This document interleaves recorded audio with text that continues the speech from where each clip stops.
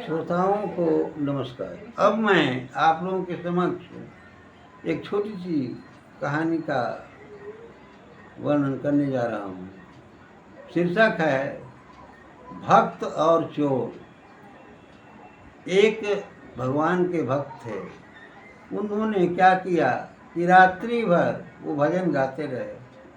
भजन गाने के कारण रात में सोए नहीं और जब सुबह होता है तो उनकी आंखें लाल हो जाती हैं।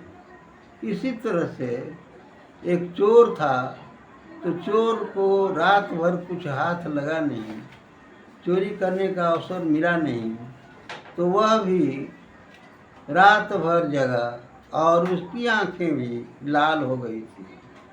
दोनों को प्रातःकाल भेंट होती है और भक्त सोचते हैं कि वह भी, जिसकी आंख चोर की आंख लाल हो गई है, तो वह भी भक्त ही होगा और रात भर भजन गाया होगा, इसलिए उसकी आंखें लाल हैं। और चोर सोचता है कि वह भी चोर ही होगा, क्योंकि मेरे ही तरह उसको भी रात में कोई हाथ लगा नहीं, चोरी करने का अवसर मिला नहीं, इसलिए वह भी चोर ही है। इसीलिए रात भर जगा तो उसकी आंखें लाल हो गई।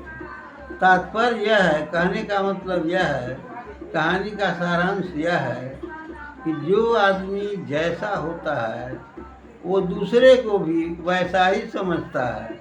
जैसे उदाहरण के लिए किसी को पीला रोग हो जाए तो दूसरे को भी देखता है तो लगता है कि उसके भी पीला रोग ही होता है।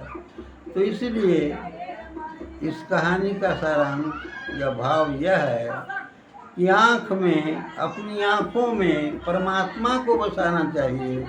परमात्मा को बसाने से क्या होता है कि गुण और अच्छाई मिलती है, गुण की प्राप्ति होती है, अच्छाई की प्राप्ति होती है।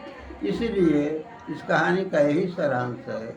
इतना ही कहकर मैं अपनी वाणी को विराम देता हूँ। श्रोताओं को नमस्कार।